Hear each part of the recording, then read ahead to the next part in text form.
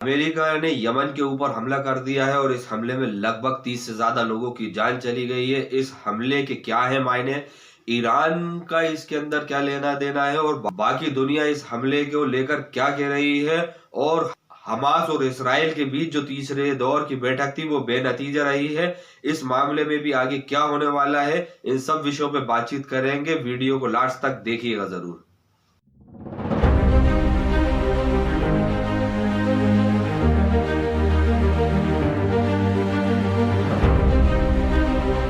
जय हिंद दोस्तों, मैं हूं रुवेश पठान और आप देखना शुरू कर चुके हैं रुवेश ग्राफिक।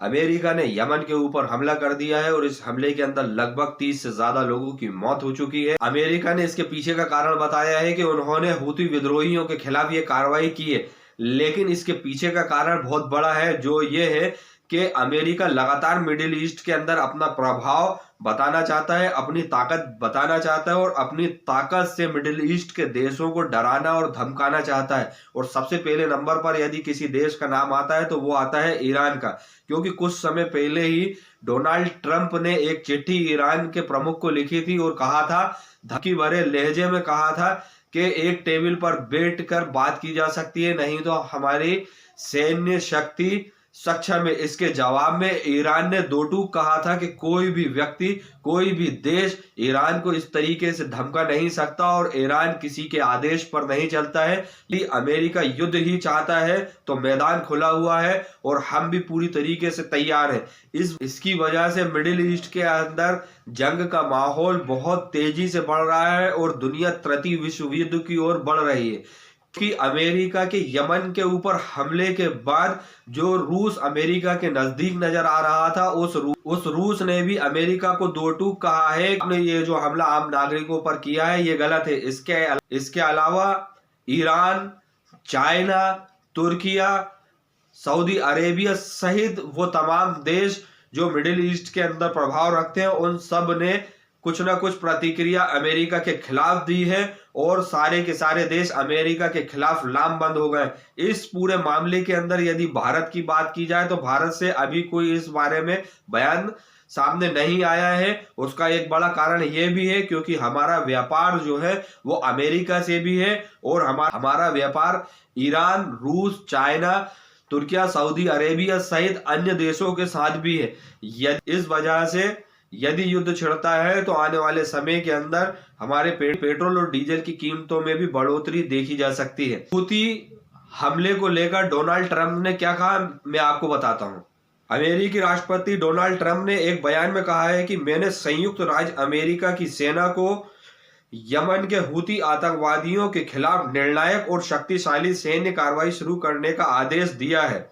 उन्होंने अमेरिका और अन्य जहाजों, विमानों और ड्रोनों के खिलाफ समुद्री डकैती, हिंसा और आतंकवाद का एक निरंतर अभियान चलाने की बात कही है। जिसके जवाब में हूती विद्रोहियों ने एक बयान जारी करते हुए कहा है कि हूती विद्रोहियों ने कहा है कि अमेरिकी राष्ट्रपति डोनाल्ड ट्रंप की ओर से हमले की घोषणा के बाद शनिवार को यमन की राजधानी पर हुए हमले में 9 लोग मारे गए। के स्वास्थ्य और पर्यावरण मंत्रालय ने अपनी सभा समाचार एजेंसी पर एक बयान में कहा कि 9 नागरिक मारे गए हैं और 9 अन्य घायल हो गए, जिनमें से अधिकांश गंभीर रूप से घायल हैं। अमेरिका के हमले के बाद से हूती विद्रोहियों ने लगातार हमले करने की बात कही है और वहां के प्रवक्ता, हूती विद्रोहियों के जो प्रवक्ता है, उन्होंने सीधे तौर पर अमेरिका को खुली धमकी दी है कि इसके परिणाम अमेरिका को अब भुगतने होंगे और जो समुद्री मार्ग है वहां पर अब अमेरिका के किसी भी जहाज को 1 इंच भी आगे बढ़ने नहीं दिया जाएगा। मैं आपको बता दूं, बीते दिनों में यमन के हूती समूह ने जिबूती बंदरगाह से रवाना होने के बाद 3 अमेरिकी सैन्य आपूर्ति जहाजों को निशाना बनाने का दावा किया था। हूती सैन्य प्रवक्ता याह्या सरिया ने कहा कि हमने अदन की खाड़ी में 2 अमेरिकी विध्वंसक जहाजों को भी निशाना बनाया जो आपूर्ति जहाजों की सुरक्षा कर रहे थे। हमले के बाद से अमेरिका लगातार ईरान के ऊपर हमलावर हुआ है, जुबानी जंग तेज कर दी है और अमेरिका का यह आरोप रहा है कि ईरान कहीं ना कहीं हूती विद्रोहियों का समर्थन करता है, उन्हें सैन्य प्रशिक्षण देता है और साथ में उनको हथियार भी मुहैया कराता है। इसके जवाब में ईरान ने संयुक्त राष्ट्र में क्या कहा, मैं आपको बताता हूं। संयुक्त राष्ट्र यूएन में ईरान के स्थायी मिशन ने अमेरिका के इस आरोप को खारिज कर दिया कि तेहरान यमन स्थित हूती विद्रोहियों को वित्तीय संसाधन, हथियार सहायता और सैन्य प्रशिक्षण प्रदान कर रहा है। इस सब के बीच इजराइल को मौका मिल गया है कि लोगों का वो नरसंहार कर सके। इजराइल ने उस बैठक के अंदर ऐसी मांगे रखी हैं जिसको हमास स्वीकार नहीं करेगा। जानबूझकर उसने ऐसी मांगे रखी जिसकी वजह से जो शांति वार्ता को लेकर बैठक चल रही थी वो आगे बढ़ सके। इसी वजह से जो है युद्ध विराम की बैठक बेनतीजा रही है। इजराइल और हमास के बीच गाजा में युद्ध विराम की अवधि बढ़ाने के लिए हो रही बातचीत बेनतीजा रही है। एक फिलिस्तीनी अधिकारी ने बीबीसी को बताया कि अमेरिका ने कतर में हुई इस बैठक को लेकर कहा है कि हमास की बिल्कुल अव्यावहारिक मांगों की वजह से बातचीत बेनतीजा खत्म हुई है। कल 3 चरणों में हुए मौजूदा संघर्ष विराम के पहले चरण की मियाद 1 मार्च को खत्म हो गई थी। अब वार्ताकार चाह रहे हैं किसी तरह इसकी अवधि बढ़ाई जाए। अमेरिका ने पहले चरण के युद्ध विराम को लेकर अप्रैल के मध्य तक बढ़ाने के लिए प्रस्ताव दिया है। कैदियों और बंधकों की अदला बदली। हमास सिर्फ अमेरिकी बंधक इदान अलेक्जेंडर के साथ 4 बंधकों के शव सौंपने के लिए तैयार है। इजराइल चाहता है कि जीवित बचे 11 बंधकों के साथ 17 बंधकों के शव उसे सौंपे जाएं। लेकिन हमास का कहना है कि वो सिर्फ 1 जीवित बंधक और 4 बंधकों के शव सौंपेगा। इजरायली सेना की मौजूदगी और बॉर्डर क्रॉसिंग। हमास चाहता है कि फिलाडेल्फी कॉरिडोर से इजरायली सेना पूरी तरह हट जाए। इसके साथ ही इजराइल रफाई क्रॉसिंग से हजारों फिलिस्तीनियों को बगैर जांच के वापस आने दे। इसके अलावा नेतरजरीन के रास्ते से लगे चेक पॉइंट्स खत्म कर दिए जाएं। हमास चाहता है कि मौजूदा समझौते को 19 जनवरी को हुए युद्ध विराम समझौते का ही हिस्सा माना जाए। वहीं इजराइल इसे नए समझौते या पहले चरण के समझौते के एक्सटेंशन के रूप में चाहता है। हमास चाहता है कि जिस मानवीय सहायता पर सहमति बनी थी उसे तुरंत जारी किया जाए। इनमें गाजा में हर दिन 500 ट्रकों, 60 कैरेवन और 3 लाख टेंटों की एंट्री की इजाजत शामिल है। साथ ही इजराइल से गाजा में यूएन को काम करने की अनुमति देने की मांग शामिल है। वहीं इजराइल मदद के तरीके पर अड़ा हुआ है। उसका कहना है मदद नागरिकों तक पहुंचे, हमास के सदस्यों तक नहीं। उसका कहना है कि हमास और उसकी पुलिस मानवीय सहायता की खेप की निगरानी नहीं करेगी।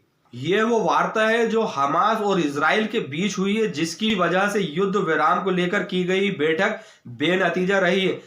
अब देखने वाली बात यह होगी कि मिडिल ईस्ट के अंदर लगातार जिस तरीके से जंग का माहौल बना हुआ है, दोबारा से हमास और इजराइल के बीच जंग शुरू होने के कयास शुरू हो गए हैं। किसी भी वक्त दोबारा से हमला शुरू हो सकता है। दोनों देशों के बीच में दोबारा से जंग शुरू हो सकती है। वहीं अमेरिका ने यमन के खिलाफ सैन्य कार्रवाई करके युद्ध की एंट्री कर दी है, युद्ध शुरू कर दिया है। यमन की ओर से भी सीधा अमेरिका को चेतावनी दे दी गई है कि जंग की शुरुआत हो चुकी है और अब अमेरिका जो है परिणाम भुगतने के लिए तैयार रहे। इस बीच ईरान भी बहुत अच्छे से समझ रहा है कि यमन के ऊपर अमेरिका का हमला तो सिर्फ एक बहाना है, सीधे तौर पर ईरान को डराना है। ईरान ये बात बहुत अच्छे से समझ रहा है और ईरान ने अमेरिका का खुलकर विरोध करते हुए कहा है कि यदि यमन के ऊपर अमेरिका ने इसी तरीके से हमले जारी किए तो इस युद्ध के अंदर ईरान की एंट्री होगी, और यदि ईरान की एंट्री होती है तो ये अमेरिका के लिए अच्छा नहीं होगा। मानवीय अधिकारों की बात वो देश कर रहे हैं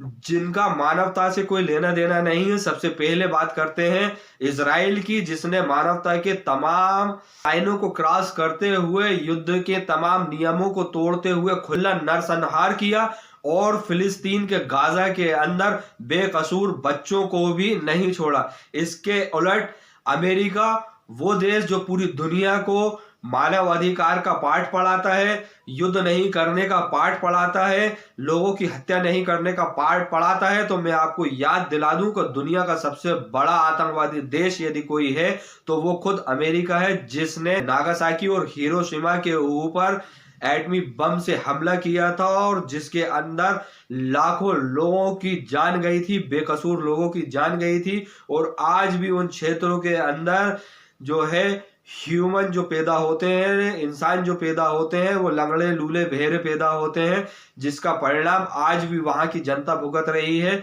इसलिए दुनिया बहुत अच्छे से जानती है कि दुनिया का सबसे बड़ा आतंकवादी देश, दुनिया का सबसे बड़ा मतलबी देश कौन सा। इस मतलबी देश के राष्ट्रपति ट्रंप ने भारत के साथ क्या दोगलाई की है, ये भी पूरी दुनिया देख रही है, क्योंकि भारत ने हमेशा अमेरिका से दोस्ती का हाथ बढ़ाया, लेकिन अमेरिका ने इस दोस्ती का मान नहीं रखा, लगातार टैरिफ बढ़ाने की बात करी, जिसकी वजह से हमारे शेयर मार्केट में इतनी बड़ी गिरावट देखने को मिली।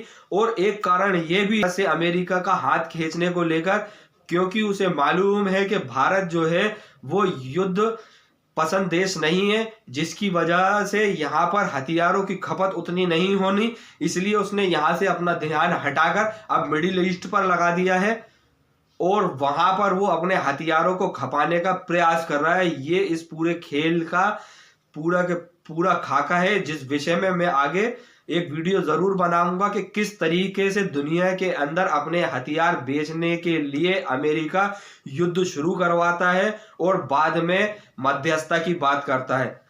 तब तक के लिए मुझे इजाजत दीजिए। जय हिंद, जय भारत।